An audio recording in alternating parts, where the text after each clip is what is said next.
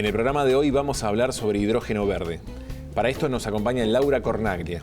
Es ingeniera química egresada de la Facultad de Ingeniería Química de la Universidad Nacional del Litoral y actualmente es docente en FIC e investigadora del Instituto de Investigaciones en Catálisis y Petroquímica dependiente de UNL y CONICET.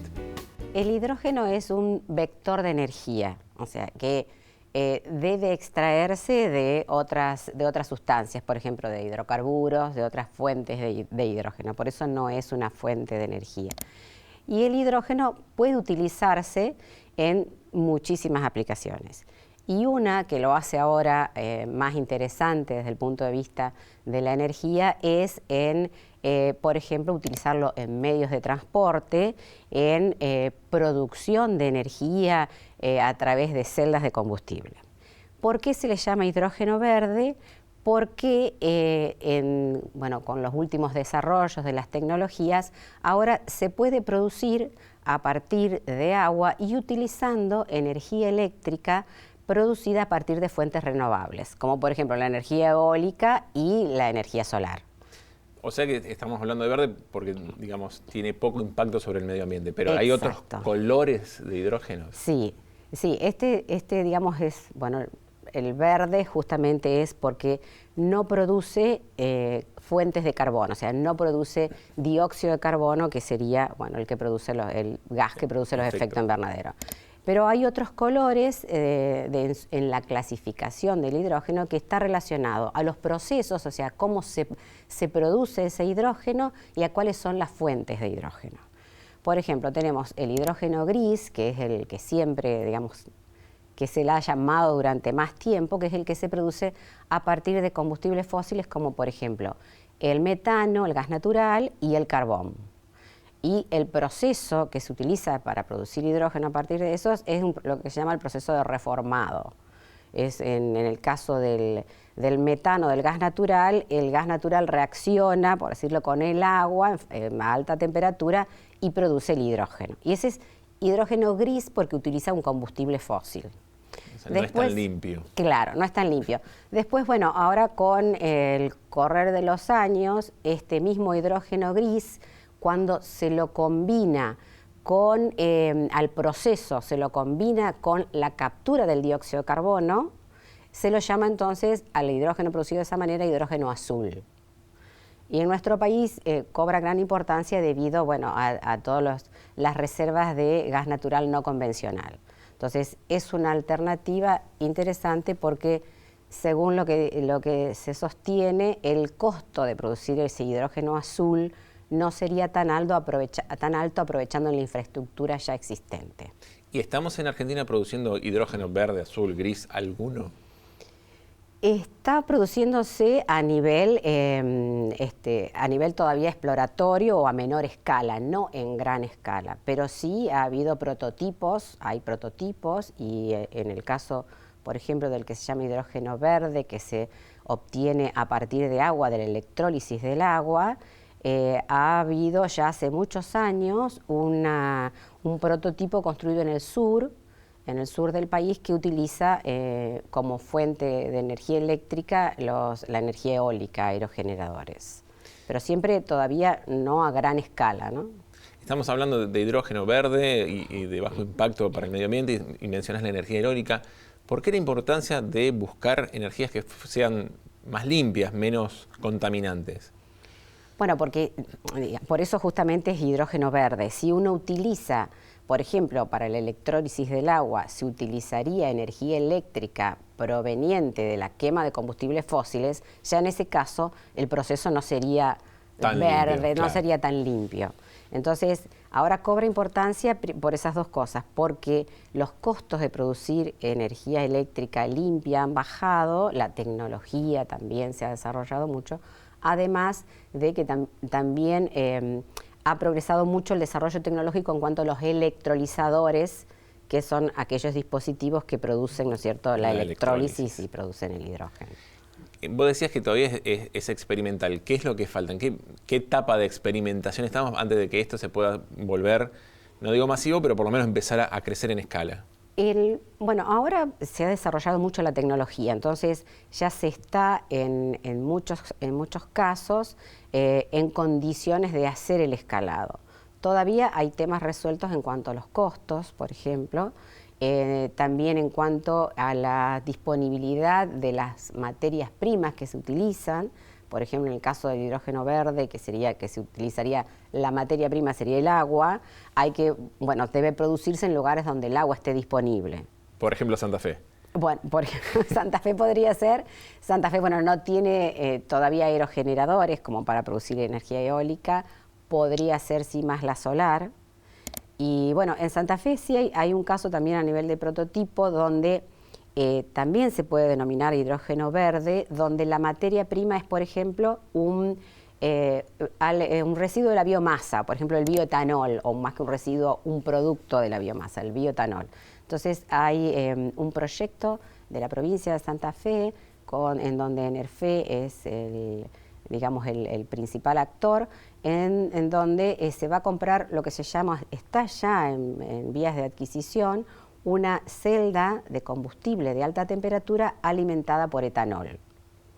Entonces, en este caso también podría llegar a ser verde porque, bueno, el etanol.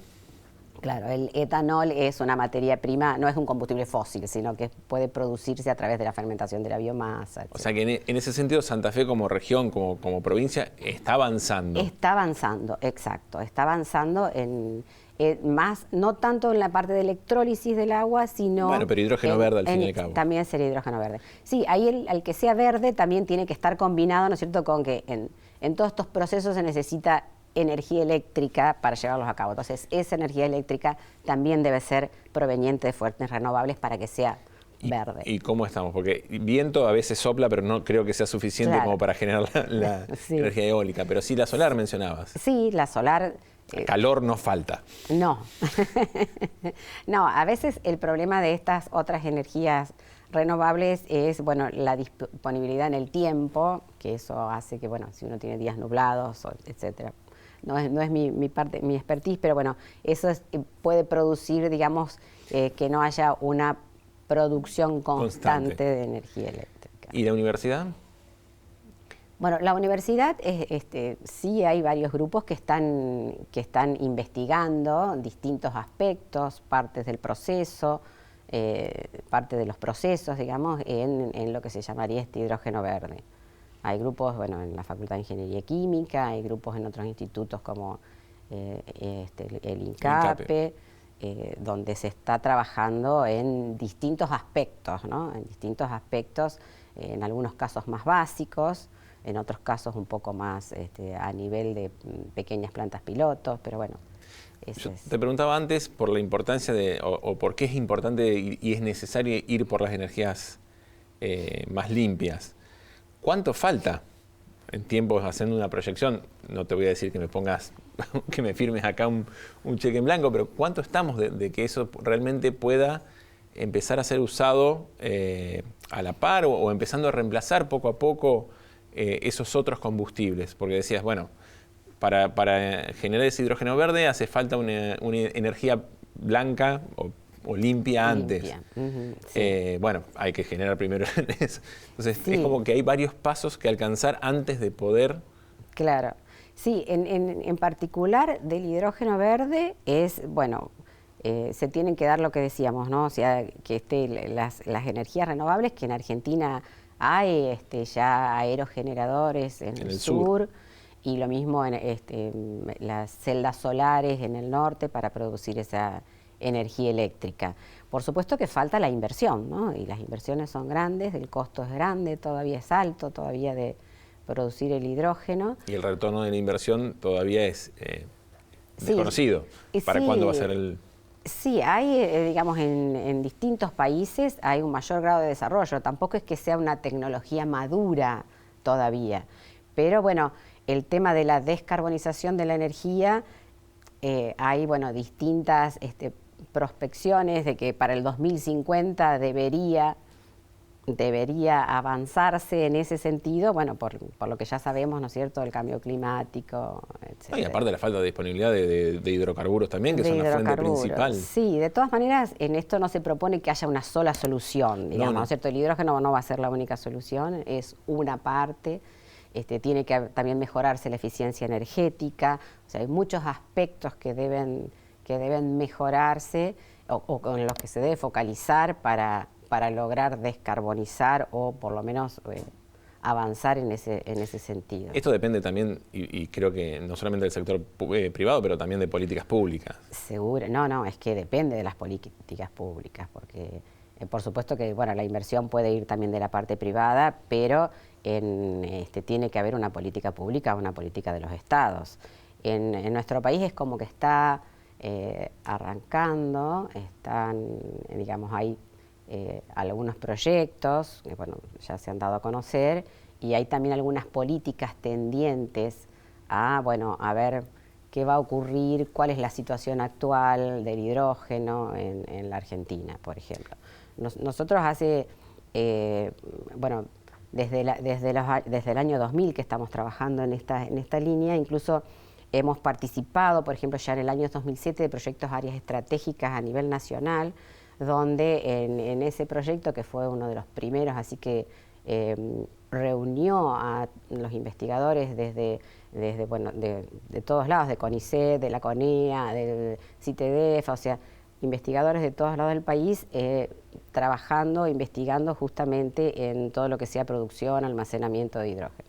Y bueno, hay una continuidad, pero yo creo que ahora esta es una oportunidad muy interesante para el país y por supuesto teniendo en cuenta todo también la formación y el bagaje que hay después de tantos años, ¿no? de continuar trabajando en esto. Muchas veces esas investigaciones que para el que no conoce o está fuera del ámbito universitario dice, ¿para qué gastan plata en esas investigaciones? Son las que después redundan en este tipo de beneficios o de proyecciones o de la posibilidad no solamente de una energía más limpia sino como recurso económico para las universidades. Si Santa Fe se constituye como un polo de generación de energía verde, de hidrógeno verde, también es un recurso económico para la región. Por supuesto, sí. Todas estas ideas, estas proyecciones futuras no solo tienen, una influencia, por supuesto, muy fuerte en la parte climática, pero también en la parte económica, si se tiene la previsión para invertir en esto, que realmente creo que en el futuro va a ser importante, eso esperamos por lo menos.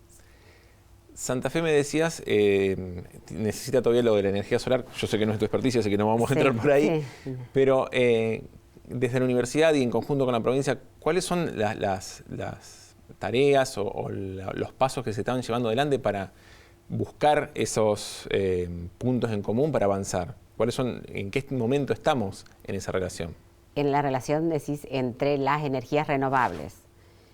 Bueno, en el caso de la energía solar, digamos, hay en la universidad, en los institutos de CONICET, hay grupos que están trabajando también en todo lo que sea desarrollo de esas celdas solares y en otros sistemas, así que no es algo nuevo, ¿no? Ya hace años que se está desarrollando en eso. Y bueno, dentro de la provincia ha habido, así como este proyecto de ENERFE, otros proyectos en donde se busca el desarrollo de estas energías renovables. ¿Y de parte de los estudiantes? Digo, estamos dentro de la universidad. ¿Cuál es el interés de parte ¿existe el interés de parte de los estudiantes? Yo creo que sí, que los estudiantes... Porque estamos en una generación donde sí. Lo verde, lo ecológico, sí. Nosotros, cobra un valor. Sí, nosotros lo vemos, dentro de los estudiantes que están dentro de las facultades, ¿no es cierto?, que siempre estos temas de gran importancia, digamos, desde el punto de vista ecológico o desde el punto de vista de energías limpias, tienen mucho interés, despiertan mucho interés en los estudiantes. Y bueno, nosotros tenemos, por ejemplo, siempre tenemos estudiantes que están interesados en participar en todos estos tipos de proyectos. Y la otra pregunta tiene que ver, ya que estamos hablando con los estudiantes, con el género. Digo, porque normalmente uno asocia investigación e investigaciones duras con científicos de género masculino y nos encontramos con vos, que además estás en el INCAPE, que además, bueno, nos contabas también, sos secretaria de investigación hoy de la universidad. ¿Cómo es ser investigadora y en estos temas siendo mujer? Bueno, yo soy ingeniera química, así que si bien cuando empecé hace mucho tiempo éramos pocas mujeres, ahora el número de mujeres incrementó hasta llegar a un 50% del número de estudiantes. Y realmente yo, o sea, en la carrera de investigación y como profesora nunca sentí, y también a otras colegas, una diferencia en el género. O sea, creo que si uno, bueno, se involucra y le interesa esta temática, es independiente el poder llevarlo a cabo de cuál es el género, ¿no? O sea, y no he tenido, o sea, en ningún momento alguna discriminación o alguna diferencia entre mis colegas que eran hombres. Pero el dato que tirás de que hay que hoy por hoy, por ejemplo, en ingeniería química hay 50 y 50 es quiero algo que nota un cambio generacional, por la importancia de las mujeres en la materia, pero además por el interés por este tipo de temas medioambientales. Sí, incluso el número de investigadores, por ejemplo, dentro del mismo instituto de CONICET que yo pertenezco, estamos muy equiparados entre hombres y mujeres. Es cierto que a lo mejor en las categorías superiores de CONICET todavía es diferente, porque bueno, como justamente mencionaba, cuando empecé la universidad éramos muy pocas mujeres, éramos un 10% a lo mejor y ahora somos un 50%. Entonces ha habido evidentemente un cambio en la mentalidad de toda la sociedad, ¿no? Bueno, y veníamos hablando, te saqué de tema antes, pero veníamos hablando y el eje era el hidrógeno verde. ¿Para qué sirve el hidrógeno verde? ¿Para qué puede servir el hidrógeno verde? Bueno, el hidrógeno en realidad se ha producido en el país y en el mundo desde hace muchísimo, desde siempre podríamos decir.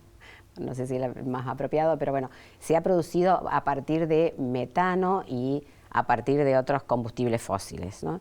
Y se utiliza actualmente en muchas industrias, o sea, por ejemplo, en todo lo que sea producir fertilizantes, en la industria siderúrgica, en la industria petroquímica. O sea, el hidrógeno en sí es un insumo que se produce, evidentemente, muy común muy diferente, una amplia variación de industrias.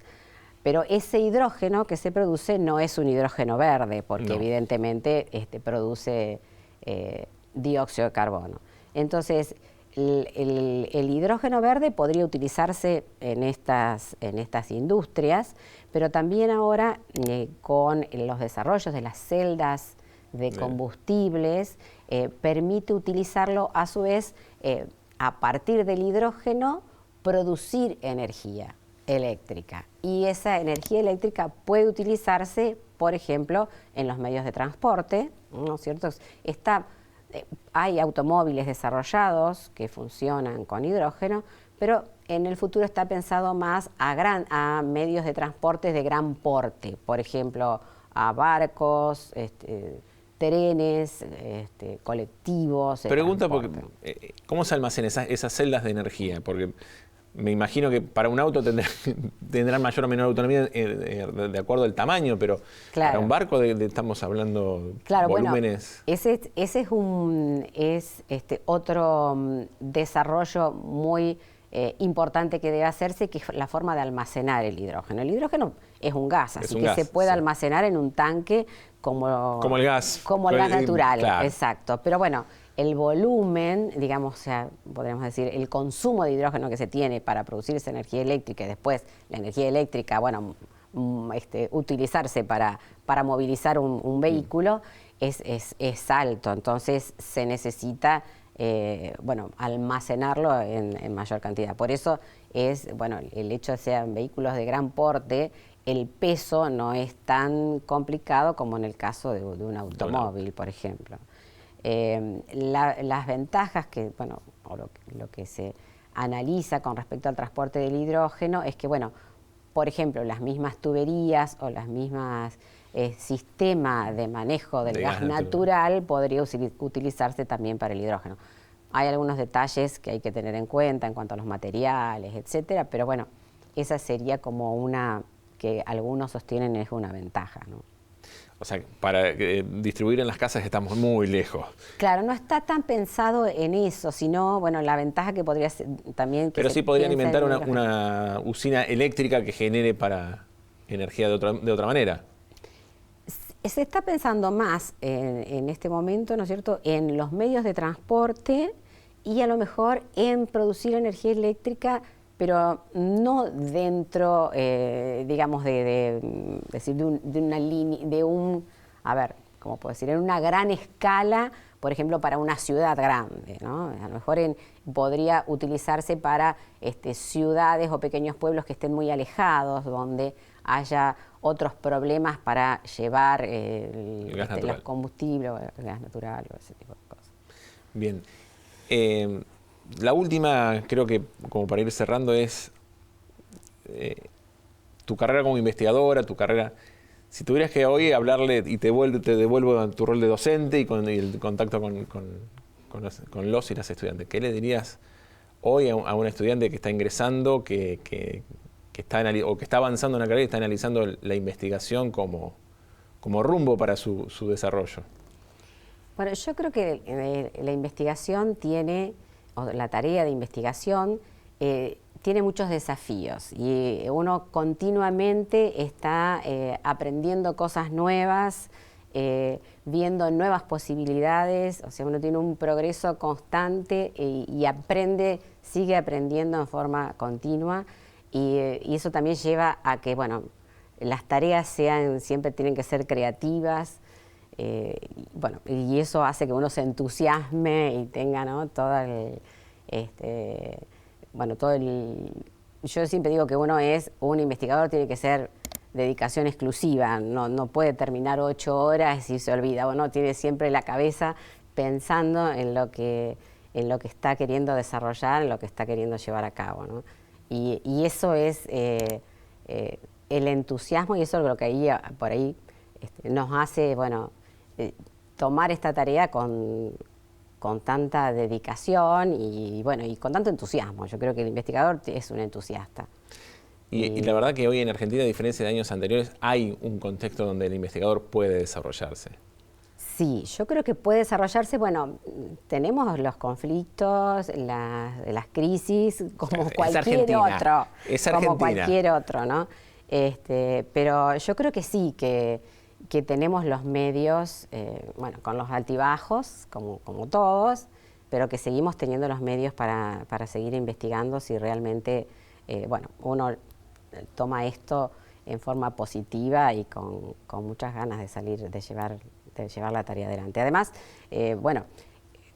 todas las investigaciones no siempre son exitosas, ¿no es cierto? Eso lo sabemos, pero bueno, yo creo que está demostrado un poco también ahora últimamente que, siempre las investigaciones tienen también que orientarse a resolver problemas concretos.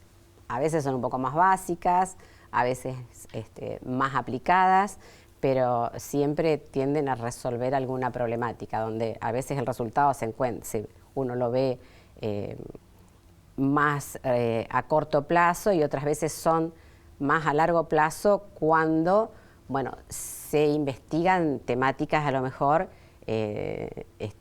digamos, donde las tecnologías no están probadas. Entonces, esas investigaciones a veces son más a largo plazo. Por ejemplo, el hidrógeno verde hace 20, 25 años atrás. Claro, que viene estudiando y había gente, a lo mejor investigadores, que ya lo estaban estudiando desde antes. Y bueno, ahora es como que se dice, ahora se han dado varias cosas, varias situaciones que hacen que esta vez el hidrógeno verde pueda llevarse a la práctica, digamos, ¿no? La parte económica, el desarrollo de las tecnologías, es decir, todo eso hace que, ahora se vea un poco más cerca de su aplicación.